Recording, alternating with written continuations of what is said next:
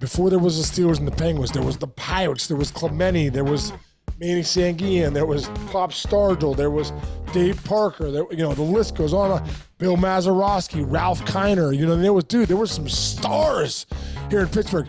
And I'm in love with the good life. Can't give it up. Make it to the top. Keep climbing. I wanna live it up. The good life. I'm coming up. I'm coming up. The good life. Good life.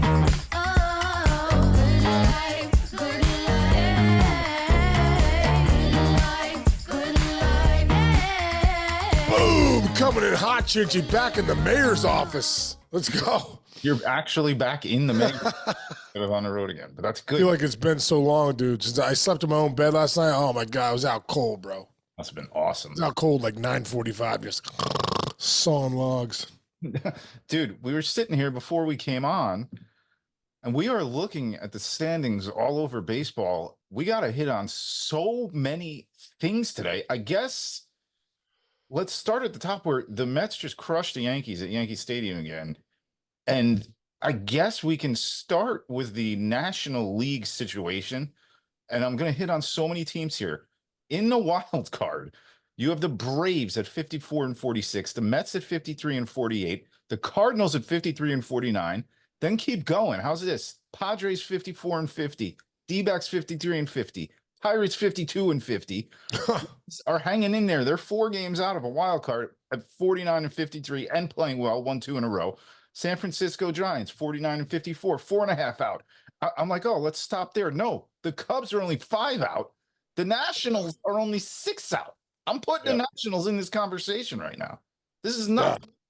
Here's the question too, is like what Bowden said last week, like if you're the Cubs and you're 4 back, or you're the Cubs, you're 5 back, are you selling in a couple of days here? Are you getting rid of a bunch of guys? What are the Reds doing? The Buccos are making a run, 52 and 50 with that pitching, only a game back of the wild card. I mean, dude, the other night when Skeens pitched, it was Tuesday night, 37,000 people, dude, at PNC Park on a Tuesday night, packed house. And Marmol, the manager for the Cardinals, said it felt like a playoff atmosphere. Mm-hmm. Dude, this Pittsburgh is a baseball city. I swear to God, like you talk about the Steelers, all the Steelers, yeah, and the Penguins have become big too because you've had Lemieux, you've had Sid Crosby, you've had generational hockey players. But dude, before any of that, before there was the Steelers and the Penguins, there was the Pirates, there was Clemente, there was Manny Sanguian, there was Pop Stargell, there was Dave Parker, the list goes on. Bill Mazeroski, Ralph Kiner, there were some stars here in Pittsburgh. This is a baseball city, and you're starting to see it now. Even though they're 52 and 50, this is where perspective comes in. Because I remember last year being at the Reds Fest, the Reds were 82 and 80. Dude, you'd have thought they were 162. This place was rocking. They had the music going. The players came out. They're like, Reds Fest hasn't been this electric in years.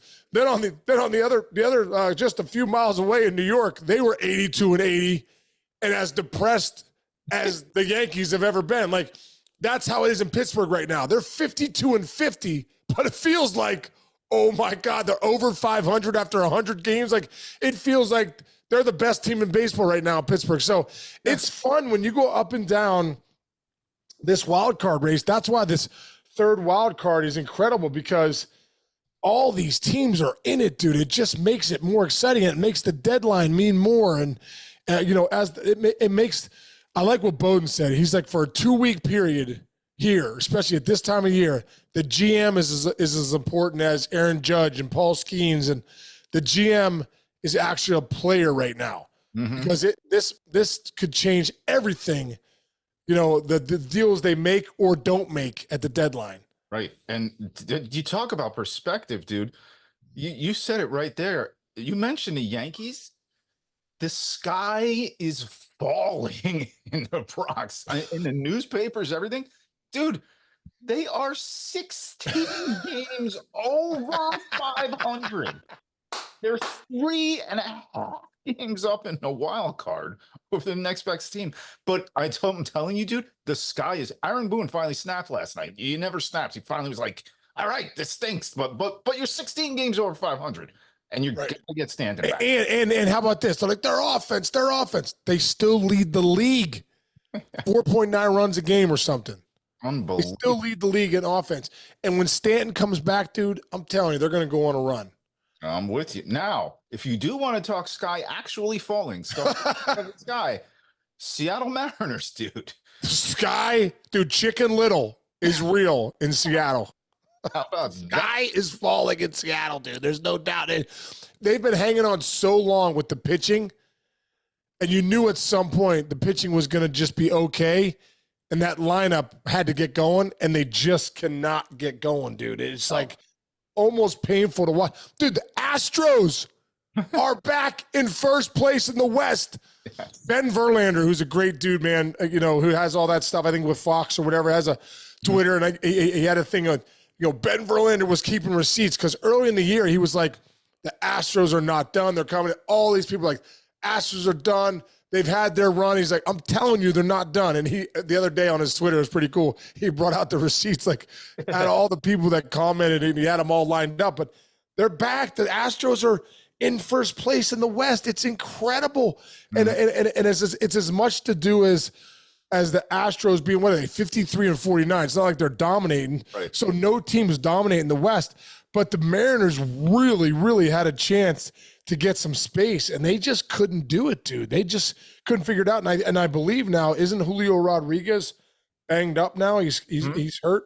Yeah, and don't forget, you let the Texas Rangers sit there. The Texas Rangers are 3 games back, like Houston, Seattle, and don't forget what the Texas Rangers did last year in the last couple of years, and who their GM and president of baseball operations are. Right. They're not sitting around. And are they getting DeGrom back soon too? Yes. I think DeGrom might be coming back for them at the end. Dude, let's stick with the Mariners for a second and look at this offense. You want to talk about an offense that's just not been around. Rojas leading off, hitting 235 with a 656 OPS. Robles, who they picked up from the Nationals, he's been doing okay, but it's a small sample size. Cal Raleigh, who you think, oh, this guy's having a great year. He's hitting 210. He's not having a great year with a just above 700 OPS. Yeah. Polanco, he's hitting 200 with a 583 OPS. Mitch Haniger, who they brought back, 207 with a 629 OPS. Then they got a couple other guys at the bottom who are just 500 OPSs, high sixes. Dude, that's not going to – right. That's not good. Yeah. I mean, if you're Jerry DiPoto right now, the GM, you got to go – we got to go get some offense. Right. And I mean, it's kind of across the board everywhere, especially places like that where, you're looking at, look, I like Josh Chisholm. He's really good, right? But he's hitting 251 with 13 and 47. Okay, pretty good. But, that's not the savior for a lot of these teams. No. A couple guys. You need 3 guys. I mean, Pete Alonso is not going anywhere now. Well, and you're not getting him. So take that bat off your list, guys, everybody. It's very interesting, this trade, though. No, it is. I mean, Luis Robert, the one guy that I think is a guy that I think has a great bat that could get a ton in return is Brent Rooker out there with Oakland. I mean, this guy, if you bring up some of his numbers, man, this guy's having an incredible year out there for the A's. And, they're in a situation, obviously, they're always looking to sell. Yeah. But you look at Rooker, he's hitting 290 with 23 pumps, 69 ribbies. Now, here's where I think he might be a good sell. He's 29. He's not 25. He's not 26. 29 years old. He's going to bring back a huge haul by somebody. So that's for me, Rooker's a game-changing bat. You look at Brent Rooker, man, this guy could go right into that Mariners lineup. Bam, you got a 3-4 hitter right there. He could go right into the Yankees lineup, and boom, there's another. You got Stanton back. Now you got 4 legit horses in there. He could go anywhere. The Buccos need a bat. I mean, everybody needs a bat. So Pirates, they need a bat. Anybody could use that bat. So for when I look at Chisholm, I say, okay, not a bad piece. Rooker, game-changing bat. Luis Robert, game-changing bat. the teams like the Mariners that have great pitching but cannot score runs. Luis Castillo, dude, yesterday went 6 innings, 5 hits, no runs, and they lost 2-1 to the Angels, I believe. Yes. You know the other problem that happens in it. I'm going to make a comp here. You know when you play in fantasy, whether it's football, baseball, whatever league, and the one guy just falls off and he stops working on his team, but he's got players who are like, oh, maybe I should go get that guy if I want to make my fantasy playoffs. The Colorado Rockies are the actual real life version of that player in your fantasy league because they're not going to trade any of their guys. They're out of it. You know, you can't go get Brenton Doyle or something like that. Dude's got 17 bombs, 17 doubles, 100 hits, but like the Rockies are almost never on the table for like, oh wow, they got some good offensive players. Let me go get one of their bats. But they don't play. They don't trade. That's why Charlie Blackmon's been a Colorado Rocky for Exactly. That's what. Yeah, and Todd Helton was there. I mean, 17 years. How many times the Red Sox won him or somebody else won him? They keep that. That's a really great point. And you look at the Rockies, dude. Like, who wouldn't want Ryan? Like Bowden said this the other day too. Who wouldn't want Ryan McMahon in that lineup right now, dude? The thunder that he has. You know, he's got 15 bombs. 47 ribbies, over an 800 OPS, but this guy can hit. He'd be a game-changing left-handed stick that could bring a lot back in return too. So, like, there's some guys out there. Not a ton of game-changing. Right. Unless somebody does something very surprising. It's not like, oh, Correa's out there this year or that type of. And if you get Jazz Chisholm, you need if for a team that might need 2 more bats, like the Pirates, I think need 2 more bats. You need, get Jazz Chisholm and somebody else that upgrades the offense, makes it a little deeper, or you go get one of the guys like a Rooker or a Robert, because you're going to, and this is why you have prospects, dude. You know, we're seeing, we were talking about it yesterday, Jackson Holiday even being mentioned. Who would have thought that now he's even being mentioned? They do have so many good prospects, too, that they could do it. But, you trade Jackson Holiday, you're going to get somebody big in return. You're going to get. That's how you're going to end up getting, a Crochet or, just a big arm. Who's the big arm we were talking about yesterday that they want? Oh my God, it's blanking. What are we talking about? There's another. Why can't we remember?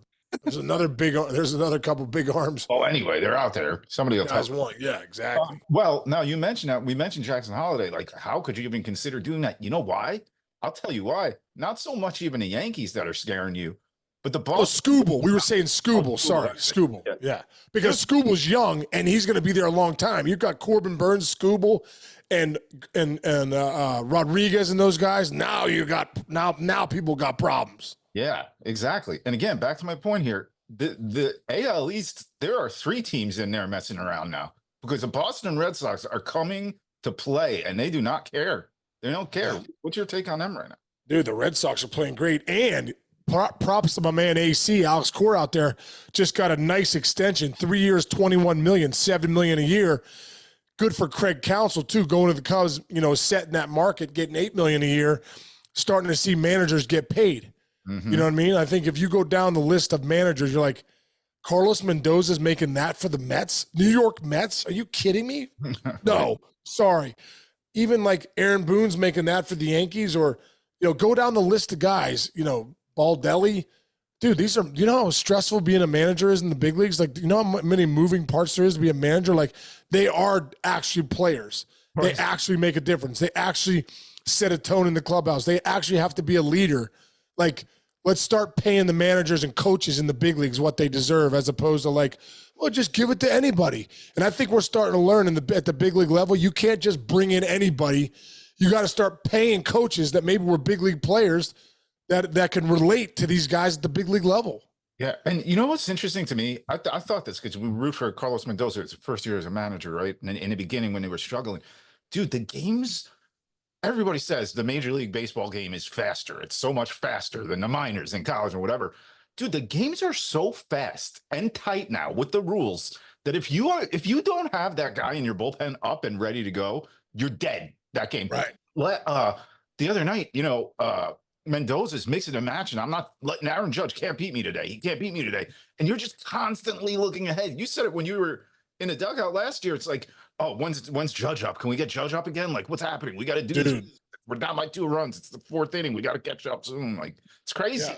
Well, that's why, Judgy last year, he's hitting 2. I think he really wants to hit 3. We're like, no, we need you. We need you up. This lineup has to continue to turn over in the 8th and 9th. We got to have Judge up, and we want a chance. Now, obviously, you have Soto now at 2, 3. Now it's like we need guys in the back of the lineup like Stanton. Now you see how important it is, and even with the Yankees, like you can't just have 2 guys. You have to have 3 or 4 guys that that can get out there and do it. So.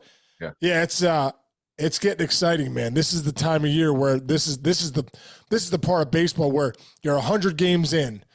You're in the first part of the year feels like a marathon for those players. I remember I just couldn't wait to get to the All-Star break. Oh, I need a break.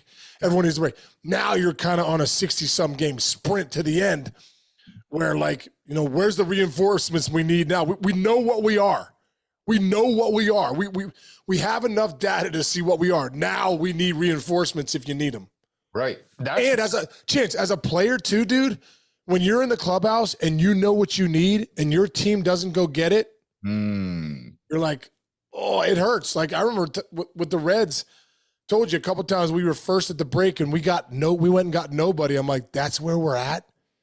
Like no one wants to give us that arm that we need or 2 arms or this is incredible. Right. It's funny you say that. And then if you look at other teams now, like I would not be surprised if the Phillies make one of the biggest, best moves. I mean, the Phillies are going all out. Like you said, they know their team. They know they're great. They know they got a shot to win it right now. But hey, everybody has a shot. Like that whole thing with the wild card and oh my God, it's almost like the NHL now. Just get into the postseason and go. So the teams like the Phillies and you hear the Dodgers, everybody's like, well, the Dodgers could get this guy. Why did the Dodgers need anything? Because you need it. You need it. You never know when your ace is going down. You never know when one of your best players goes into a horrific slump. We see the Yankees get exploited when Aaron Judge goes into a little bit of a slump right now because they're not healthy in their lineup. So those guys got to go. They got to do something. The Phillies are no exception.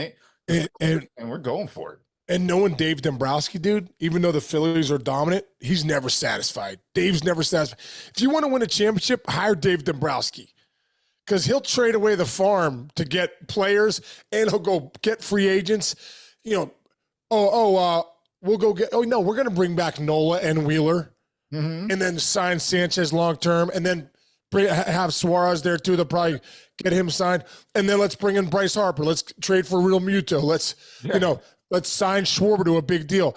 And let's go get what we need and bring in Strom and Hoffman and these guys for the bullpen. And let's go get somebody at the deadline. That's how dude, I saw Dave Dombrowski at Cooperstown. Every time I see that man, I want to go up to him and I do. As a matter of fact, whenever I see Dave, and I didn't have a chance because I was on set at the network, I could see him in the crowd though, because he was there for Leland. I go up to him and I say, thank you so much, man. Thank you so much for trading for me at the deadline in 06. Getting me, from a Pittsburgh team that was going nowhere to Detroit to having a chance to play in the World Series and play for Leland, play for that organization. And I did well for him. Thank God. Like you want to deliver for a guy that goes and trades for you. Like, dude, you think you've obviously been doing your homework and evaluating talent to know, hey, Sean Casey can help us right here. He'll be an upgrade at first base right now or whatever. Like, I'm beyond grateful for that. And like Dave Dombrowski's looking for those guys like me that are on other teams that could, help you. I mean, he traded for me for a guy named Brian Rogers, who was a AA pitcher at the time. And he's like, Brian Rogers, Sean Casey, boom, the upside there is huge, right? So like, that's the point, dude. There's the general manager looking for guys like myself back in 06 that could upgrade their staff a little bit. I guarantee the Phillies do something. I guarantee it. Don't forget, that's the same guy that went and got David Price like 9 different times wherever he went. Exactly. Right? Exactly. Like, he is not afraid to make the move. He's a what do you call that? Like a Doc Holliday, man, like a gunslinger. I love it. Yeah, I'm your Huckleberry. That's what he does. He calls other GMs and says, I'm your Huckleberry. I've been meaning to watch that movie again. That's one of my favorite. I got to watch Field of Dreams now again because I haven't watched it in 20 years probably. Oh, that's a good one. Got to go back and watch it. Ugh. Is that the best? Is that your favorite? The Natural. Yeah. Favorite baseball movie? Yeah. What's everybody's favorite baseball movie? That's a good one to ask because favorite baseball movie, especially being at the Field of Dreams.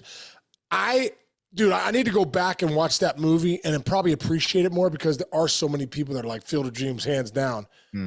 And having been there the last couple of days, I got to go back and watch it. Yeah. And reenacting that scene where, I think Ray Liotta comes out Oh. and checks the grass, looks around. Like, I was able to reenact that scene with the Ghost players and some of those guys were in the movie. So I want to go back and watch that movie anyhow. Yeah. But, The Natural for me, I saw it in 5th grade with my dad. Ooh. I never forget it. I remember, my dad was a big baseball fan, so he was like, "Hey, we got to go watch this movie." And it was Robert Redford in the theaters, and it just was so good, man. The whole Glenn Close thing, and and the bad guys up in the booth. yeah, dude, yeah, and the gambling, stuff. I just thought it was great, dude. I thought it's such a good movie. I was like prime, like I think I was in like 6th or 7th grade when Major League came out, and dude, that movie. Great movie. Well, I don't think I was even allowed to see it. I think you sneak in because it was a high rated. The rating was probably more than my age at the time. But dude, I loved Major League. Can I tell you another weird one I loved? I loved not the original Bad News Bears, but the one when they went to the Astrodome. Oh yeah, we just let them play. Like let them play. For some reason, I loved that when I was young. That was one of my favorites. I Oh, like such. what was the guy's name? Johnny Ronzoni or something? The guy is like the sidearm pitcher, the kid. I can't remember, dude. Yeah, that was so great, dude. That was a great movie. Bull Durham's one of the best, dude. Bull Durham's awesome. And what's cool? I was thinking about Is Bull Durham more realistic for the minor leagues than the other minor league? Bull Durham is very realistic, dude. Very realistic. But and also too, I remember in 1996 when I was in A-ball with the Kinston Indians, we played the Durham Bulls. It was the high A-ball team there, and they had the bull there, dude. Yeah. And I just wanted to hit balls off at a BP. I'm like, I think I ruined my swing a couple times trying to hit it. That's You know what I mean? But it's like it's so cool to see the bull there, and you're like, oh my god, this is real. Like Bull Durham, like this is incredible. I tell people all the time, if you have not had the opportunity to go to a minor league baseball game, you should. Especially if you're in one of those towns like down south, southeast United States, man. Oh my God, I saw Derek Jeter play in the minor leagues, and I'll never forget it. And I'm like, oh, this is that kid they talk about. Yeah, right. So, a few years ago, we went to Brooklyn Cyclos game. And we got to see. It was Opie. his first game, and we got to see what's his name, the catcher, hit a home run. Wells. Alvarez. Oh, Alvarez. Okay, yeah. And I'm like, oh, this guy's supposed to be great. And then you see him, and they make it to the big leagues, and I don't know. I love it. Oh, you see him move up, dude. Also, too, that Savannah Bananas now, dude, is like, dude, they just sold out the Washington Nationals, sold out Fenway Park, dude. Like, and too, in the Savannah Bananas, you got to bring your glove. If someone hits a foul ball and you catch like 2 strikes and you catch it, they're out. It's It's unbelievable. kind of incredible. And also, too, I'm going to give a shout out to my man, Kyle Jackson, who played 4 years at Kent State. Really good player. Almost got drafted, but like always had a good personality. Just, sick athlete. And he told my son, Jake, he's good friends with Jake. He's like, hey, man, he goes, I'm probably not getting drafted, but I'm going to go try out for the Bananas. So right when the season ended, Chinch, he went and played for like the Washington General team, whatever that team that is they play. That's like Yeah. So he played for that team, did so well, and was such a good athlete. He's already on the Savannah Bananas, dude. Like he was dude, how cool is that? So Kyle Jackson, KJ, man, shout out to you, brother. And you, hey, listen, even guys in the minor leagues that don't make the big leagues will never play in front of 50,000 people. Kyle Jackson was at Washington the other day in front of 50,000 people playing a game. Yeah. What an experience, dude. So it doesn't have to be pro ball. I mean, and now with the Savannah Bananas and the stuff they're doing, I think they're going to start a league too at some point. There's going to be other options for people. Yeah, which is great. And, we had go back and look at our interview with our buddy Eric Burns, because Burns is heavily involved with the Bananas and Boys with all those guys. And I said it to him, and he's like, absolutely. Like, it's not just like these guys aren't just entertainers. These guys are throwing in the 90s. These guys are making backflip catches in the outfield because they were baseball players before they became Bananas. Like, thing, you go back and look at a lot of these guys that play for like the Harlem Globetrotters basketball team. Do you know how good they are at basketball? Like, you have to be on like you mentioned, Washington Generals. Do you know how good those guys are at basketball? Yeah, to make that successful, because it's the brand of baseball is really good that they're playing. It's real, dude. And I don't know if you saw the other day, a guy with the Bananas shortstop went through the leg, the dribble, hit it with his hand, grabbed it with his glove, went through the legs on the run, and threw the guy out first. I'm like, what? Amazing. That's like Omar Vizquel would be the greatest Savannah Banana out there. Like, That's funny. Remember, he used to make that bare hand play. People like, oh, dude, he's a hot dog. I'm like, no. When I was with the Indians in '98, taking ground balls, everyone gets their ground balls. I look over, Vizquel would do balls at him, balls to his right, balls to his left. Then he'd do like 30 bare hands. Yes. I was like, no, he actually practices that every day. Dude, he made the last out of a no-hitter with a bare hand on a routine ground ball. Do you remember that? Oh, yeah, that's right. That's right. Dude, that guy was a freak. Freak, dude. He should be in the Hall of Fame, dude. His number, he's got enough hits to be as good defensively as he was. Just short of 3,000 hits, was one of the best defensive shortstops ever. But, hey, listen, we're judge, jury, and executioner. He, was involved in a domestic dispute a few years ago, so now he's not in the Hall of Fame. It's like I heard somebody told me one time, listen, that's not the Holy Land, it's the Promised Land. So everyone's throwing stones at glass houses, Yeah, there's plenty of stones being thrown at glass houses. Also, too, bro, your boy Greg Amser and I had a great conversation about Mauer going in, which is no doubt should be in. 3 batting titles. Only catchers have won 7 batting titles in the history of the game. Mauer has 3 of them. Wow. So he did a lot of incredible stuff. But now you got to go back because I think Mauer's numbers are 306, 13 homers a year, 80 RBIs. You now have to go back to Jorge Posada. Oh, good one. 274, 20-some bombs a year, 90 ribbies, 85, 90 ribbies, 4 world titles. Oof. You have to go back to Posada now, and the Veterans Committee, wherever, start looking at some guys going, okay, he's one of them, dude. Posada, Posada needs to be relooked at. The hit off Pedro in 2000. Exactly. Oh my God, he had some huge moments. Great player. Yeah. Amazing. They had him and Joe Girardi on the same team. That's a great catching group. We're set up for the weekend of baseball, dude. I like the enthusiasm. You went to the Field of Dreams, got inspired to talk a little baseball. We're stacked. Well, dude, sometimes when I'm in the airport, I'm so uninspired because I got to look over, I'm yelling boom, and dude's looking at me like, do we need to call security? This guy out of here. Nice. Yeah. You're back in your they let you I'm back. always inspired, Chinch. It's just I can't get as enthusiastically excited now but I'm in my house now. You know what I mean? The Sean Casey decibel level starts very high. You're in the airport. It's got to be pulled down. It's got to pull exactly. Anyway, all right. You got great plans this weekend? You're just gonna chill out. Well, we got another day tomorrow, bro. It's only Thursday. We got Friday tomorrow. Right. Holy moly. Don't forget, dude. Don't forget we got Friday tomorrow. We got another show to do. and then I'll tell you what my weekend plans are. How's that sound? That sounds good. We'll do that tomorrow. Hey, don't hurry my life, bro. Don't hurry life, dude. We got one more date on Friday. Yeah, I just got a whole new day of my life that I didn't think I had. See, bro? Perfect. Nice. All right, brother. Well, now all right, Chichi. Tomorrow. Yes, I will see you tomorrow. Everyone out there, thanks for listening. We appreciate you. We'll see you guys tomorrow. Love you, brother. I'll see you tomorrow.